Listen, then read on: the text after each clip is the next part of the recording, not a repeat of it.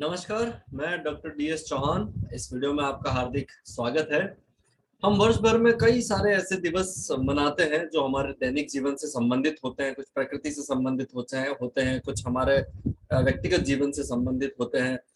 तो उनमें से आज अगर हम देखें तो आज 28 जुलाई है और आज वर्ल्ड नेचर कंजर्वेशन डे है।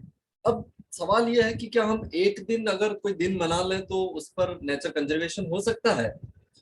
तो इन दिवस को मनाने का मतलब ये नहीं है कि हम केवल एक ही दिन नेचर कंजर्वेशन का काम करें। इन दिवस का मतलब ये है कि हम एक दिन में वो जागरूकता फैलाएं, वो जन जागरूकता लाएं, ताकि इंसान साल के 365 दिन उस नेचर कंजर्वेशन की बात करें या जिस भी दिवस की बात हो रही है उसकी बात करें या उसका सम्मान या उसका संरक्षण करें।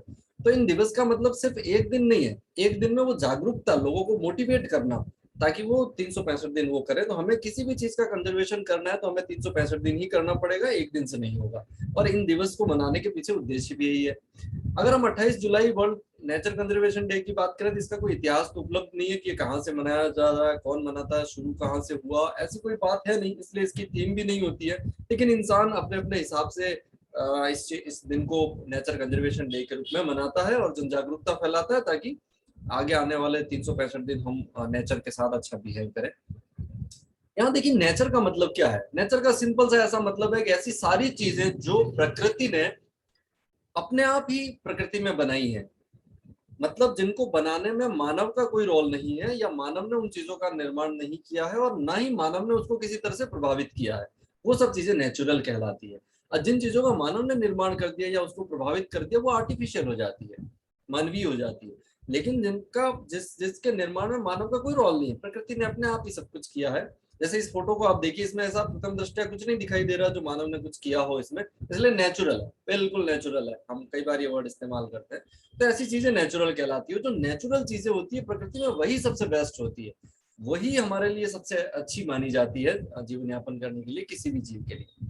लेकिन यहाँ मैं दो इंसानों की बात करता हूँ। एक तो महात्मा गांधी है, उन्होंने कहा था कि प्रकृति के पास इंसानों की आवश्यकताओं की पूर्ति के लिए तो बहुत कुछ चीजें हैं और वो अपनी सारी आवश्यकताएं पूरी भी कर लेगी, लेकिन इंसान के लालच का उसके पास कोई तोड़ नहीं है। मतलब वो आपकी लालच पूरी नहीं कर सकती, और लालच तो अनलिमिटेड होती है, वो तो कभी पूरी हो ही नहीं सकती है।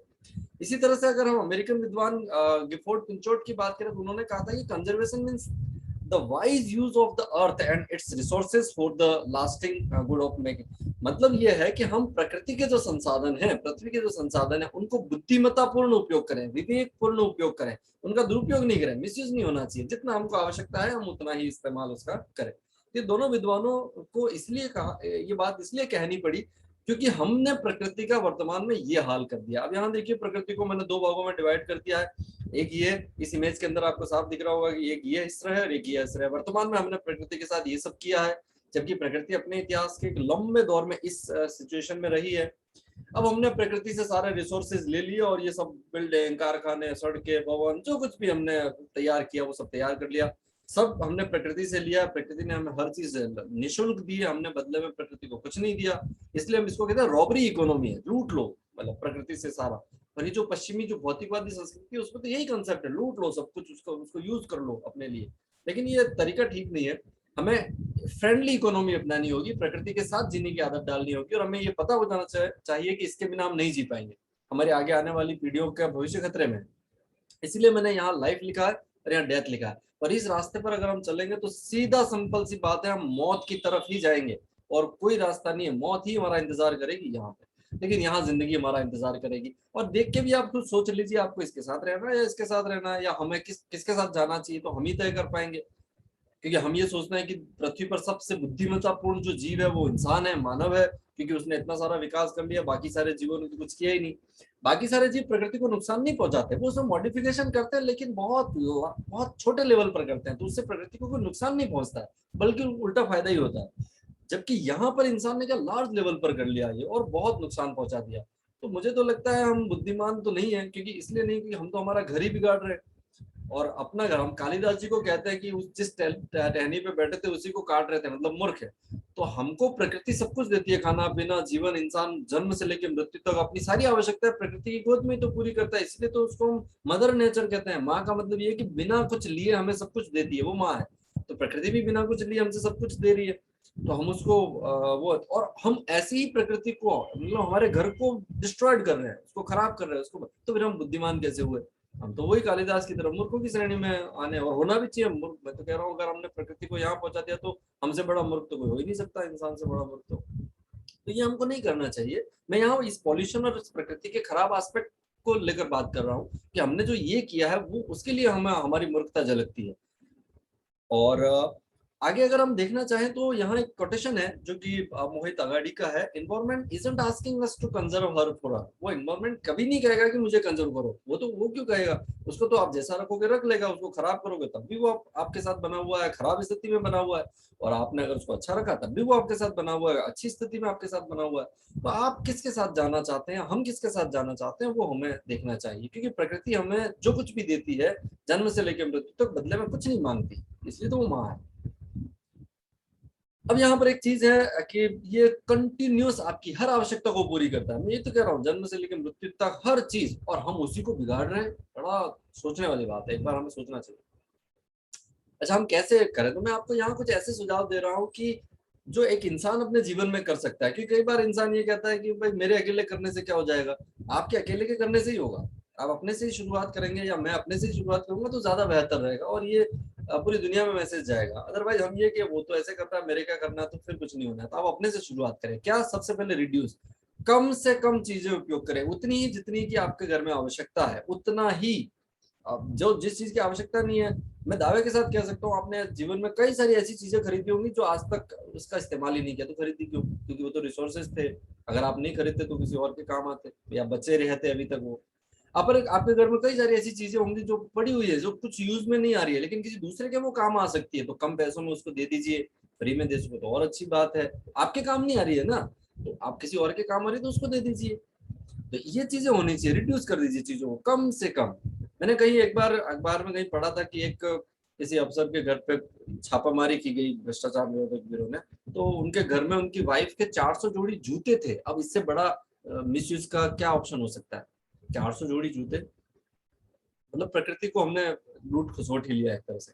दूसरा एक शब्द है रीयूज, हमें बार बार यूज करना चाहिए। कोई भी चीज हो, एक एक काम हो गया उसी चीज से फिर दूसरा अगर कोई काम हो सकता है तो हमें उसको यूज करना चाहिए। और तीसरा रिसाइकल, अगर कोई चीज खराब हो गई है, कुछ हो गई है, उसको हम तोड़ फोड़ के कोई दूसरी चीज बना सके तो वो हमें करना चाहिए। ये 3 आर हमेशा आप ध्यान रखिएगा अपने जीवन में, तो वो प्रकृति का कंजर्वेशन करेंगे। इसके अलावा आप देखिए प्लांटिंग ट्री, हमें जहां कहीं भी मौका मिले हमें पेड़ लगा देना चाहिए। और कुछ नहीं तो केवल आपके जन्मदिन पर एक साल में एक पेड़ लगा के उसको बड़ा कर लीजिए, बहुत है, एनफ है, बहुत ज्यादा हो जाएगा ये भी। अगर प्रकृति को कुछ देना चाहते हो उसने जो आपको दिया उसके बदले में, तो ये कर लीजिए।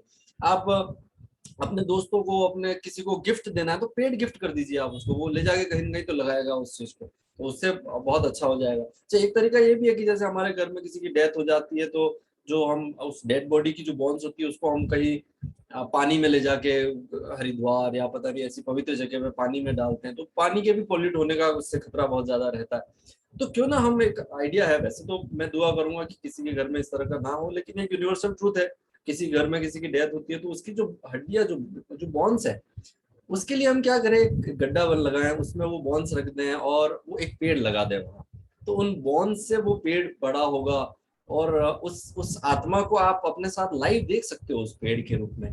तो बहुत अच्छा आइडिया है, कई लोग करते भी है इस तरह का। आप, हम भी कर सकते हैं हमारे घर में। ऐसा अगर कुछ कैजुअलिटी हो जाती है तो भाग्यवश, वैसे ना हो तो अच्छा है, तो हम वो बॉन्स के साथ वो पेड़ बड़ा कर सकते हैं। वो बहुत अच्छा मैसेज ये है, और आप तक पहुंचे तो अच्छी बात है। फिर हम ये कर सकते हैं कि रेन वाटर हार्वेस्टिंग, वर्षा के पानी को छोटे छोटे गड्ढे बना दें घर पे। मैं ये नहीं कह रहा एक आम आदमी डैम बना ले, कोई बात नहीं, आप तो अपने घर के आसपास कहीं छोटा गड्ढा हो, पानी उसमें रुका रहे और वो जमीन के नीचे जाए। हम पानी को वेस्ट नहीं करना चाहिए, दुरुपयोग उसको रोकना चाहिए। सोचिए एक दिन में कितना पानी आप वेस्ट कर रहे हो और उसको कैसे बचा सकते हैं। वॉक मोर और ड्राइव लेस, आप जितना ज्यादा हो सके चलिए। और अगर हम कम ड्राइव करेंगे, ज्यादा चलेंगे तो अच्छा है, हमारी हमारा हेल्थ भी अच्छी रहेगी, और पेट्रोल डीजल भी कम जलेगा, पॉल्यूशन भी कम होगा, एनर्जी भी बचेगी। प्लास्टिक हमको हमको यूज नहीं करना चाहिए, और सिंगल यूज प्लास्टिक को तो बिल्कुल भी नहीं। और ये बात हमेशा ध्यान रखना, प्लास्टिक और खेतों में डाला जा रहा फर्टिलाइजर, जो खाद है, रासायनिक खाद है, ये कैंसर का सबसे बड़ा कारण है। और ये 2 वजहों से ही इंसानों में इतने सारे कैंसर आ रहे हैं, क्योंकि ये सीधा हमारे शरीर में जाता है। अब जैसे प्लास्टिक है, आपने मान ला मान लिया आपके घर में प्लास्टिक की प्लेट है, आपने गरम गरम सब्जी उसमें रखी और फिर खा रहे हो, 25 डिग्री पे वो प्लास्टिक पिघल जाता है, पिघल के उस सब्जी में मिल गया और आपने खा लिया उसको। आप वाटर बॉटल पानी पीते हैं हम प्लास्टिक की बोतल में, 25 डिग्री सेंटीग्रेड अगर टेम्परेचर बढ़ जाता है तो वो बोतल मेल्ट होना शुरू हो जाती है और वो पानी में मिल जाती है, फिर हम उसी को पी रहे हैं, तो वो तो कैंसर कोई नहीं होता है सीधा सीधा। तो प्लास्टिक को तो हमें यूज ही नहीं करना चाहिए, जितना हो सके इससे अवॉइड करें तो आप बढ़िया। विशेष तौर पर सिंगल यूज प्लास्टिक तो बिल्कुल भी नहीं। फिर आप देखिए, ट्राई टू अवॉइड वेस्टिंग, किसी भी चीज को वेस्ट नहीं करना, पानी हो, खाना हो, कुछ भी हो, वेस्ट नहीं, बिल्कुल भी वेस्ट नहीं करना चाहिए।